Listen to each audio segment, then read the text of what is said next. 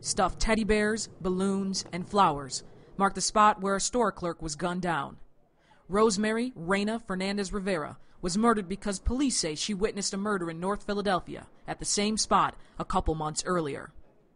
The curbside memorial is a stark reminder of her execution-style murder that sent fear ricocheting through Kensington, one of the city's toughest neighborhoods. I'm afraid. It's sad, from being a neighbor to being scared to become a victim. Only 1 month into the year, and Philadelphia has already been hit with a series of killings. A man opened fire on a car filled with teens, killing 3 of them.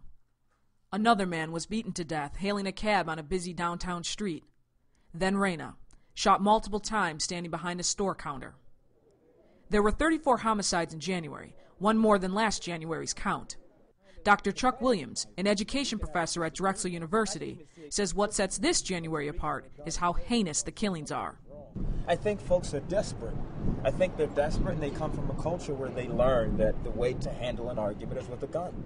Williams, who specializes in violence prevention, says it's going to be a tough year, with many more like it if Philadelphians don't stand up to the violence.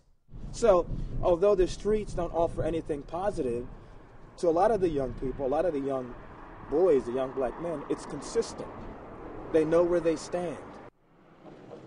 Philadelphia had 324 homicides last year, with blacks making up 84% of the victims. The leading motive for murder was arguments.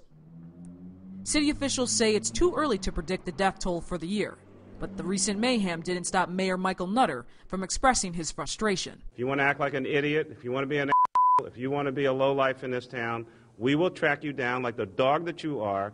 To help combat the violence, the mayor and other city officials unveiled new crime-fighting measures, from cash rewards for crime tips to increasing police presence. Prevention, a key portion of what we're doing, but also just getting the community to act as one and come forward and say, enough is enough, this stuff's got to stop. Back in North Philadelphia, the gifts left behind in memory of Reina joined the collection of memorials honoring shooting victims around the neighborhood. Despite the city's call for change, victims advocate Stephanie Mayweather says something has to give.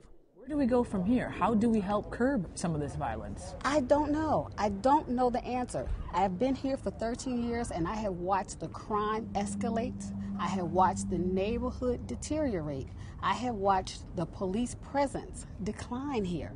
I don't know what the answer is. Sarah Hoy, CNN, Philadelphia.